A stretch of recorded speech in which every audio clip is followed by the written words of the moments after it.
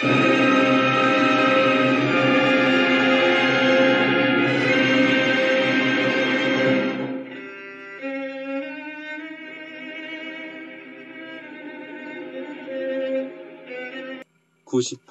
감동비밀. 아름답고 감동적인 사랑 이야기.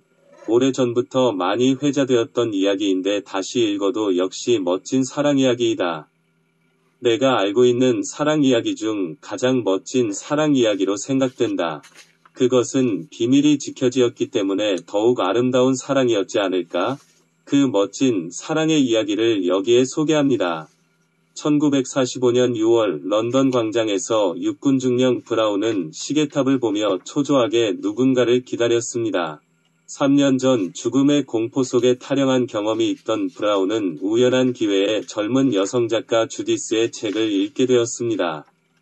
전쟁 속에서 그녀의 글은 한 줄기 빛처럼 희망과 용기를 주었고 브라운은 용기를 내어 작가에게 편지를 썼습니다. 기하지 않았던 답장이 2주 후에 왔고 두 사람은 전쟁 기간 중 수많은 편지를 주고받았습니다.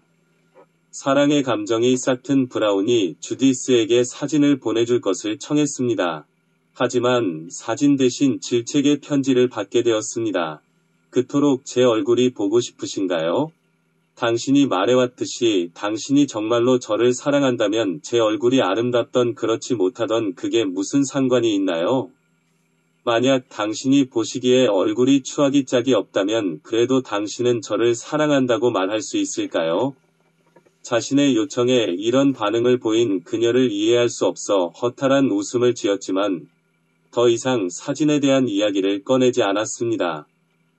전쟁이 끝나서 귀국하는 브라운은 주디스에게 만날 약속을 정했습니다. 주디스는 브라운에게 만날 시간과 장소를 알려주었습니다. 런던 전철역 1번 출구에서 제 책을 들고 서 계세요. 저는 가슴에 빨간 장미꽃을 꽂고 나갈 거예요. 하지만 제가 먼저 당신을 아는 척 하지 않을 거예요.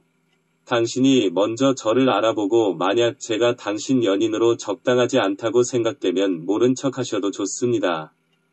3분 뒤면 만난다는 생각에 브라운은 두근거리는 마음에 조금 일찍 나와 기다리고 있었습니다. 그때 근발의 전형적인 앵글로 색슨계의 미인 메이렌이 나타났습니다. 브라운은 녹색 옷을 입은 아름다운 그녀의 모습에 넋을 잃고 그녀를 향해 다가갔습니다. 그러나 그녀는 그에게 눈길 한 번 주지 않은 채 지나쳤습니다. 순간 브라운은 그녀의 가슴에 장미꽃이 없다는 걸 알았습니다. 브라운은 자신의 성급함을 자책하고는 그녀도 녹색 옷을 입은 여인과 마찬가지로 아름다울 것이라 생각했습니다. 그리고 6시 멀리서 가슴에 장미꽃을 단 여인이 아주 천천히 그를 향해 다가왔습니다. 브라운은 머릿속이 백지장처럼 하얘지는 듯 했습니다.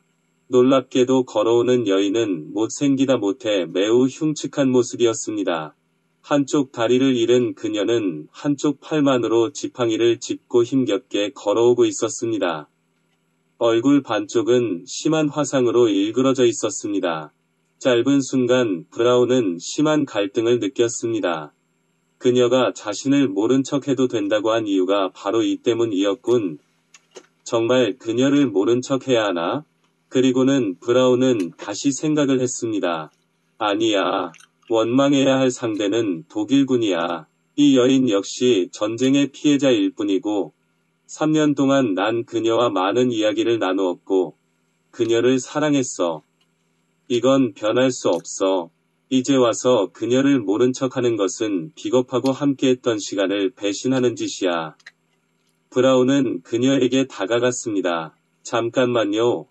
그녀가 돌아보자 브라운은 환한 웃음을 지어 보이며 그녀의 책을 들어올렸습니다. 제가 브라운입니다. 당신은 주디스이지요? 이렇게 만나게 되어 정말 반갑습니다. 그러자 그녀는 당황스러운 표정으로 브라운을 바라보았습니다. 아니에요. 전 주디스가 아니고 팬이에요. 저도 뭐가 뭔지 잘 모르겠어요. 조금 전에 녹색 옷을 입은 여자분에게 부탁을 받았어요. 장미꽃을 달고 이 앞을 지나가 달라라고 하던군요. 그리고 저에게 말을 거는 분에게 식당으로 모시고 오라고 전해달라더군요. 식당에 들어서자 녹색 옷을 입었던 주디스가 환한 웃음으로 브라운을 반겨주었습니다. 주디스는 놀라 당황하는 브라운에게 붉어진 얼굴로 부탁을 하였습니다. 오늘 일은 절대 비밀로 해주세요. 당신을 실험했다고 말하지 말아주세요. 우리만의 비밀로 간직해주세요. 브라운과 주디스의 가교 역할을 하였던 페니가 실명을 쓰지 않고 감동적인 사랑 실화라는 제목으로 영국 타임즈지에 게재했고 이야기는 영국 전역에서 큰 화제를 불러일으켰습니다. 비슷한 이야기가 소설로도 쓰여지기도 하고 심지어 영화로 만들어지기도 하였습니다. 시간이 흐를수록 사람들은 이 얘기의 주인공이 누군지 궁금해하였습니다. 1996년 5월 3일 존 브라운이 세상을 떠난 지 몇 시간 뒤 그의 아내 주디스도 그 뒤를 따랐습니다. 일생 동안 깊은 사랑을 나눈 이 두 노인은 죽는 날까지 같이 했습니다. 장례식이 진행되는 날 이 두 노인의 친구인 페니가 지팡이에 의지한 채 불편한 몸으로 단상에 올랐습니다. 오늘에서야 지난 50년 동안 비밀로 지켜왔던 이야기를 공개하려고 합니다. 바로 여기에 누워있는 두 사람이 이야기의 실제 주인공입니다. 비밀로 해달라는 부탁 때문에 밝히지 못했습니다.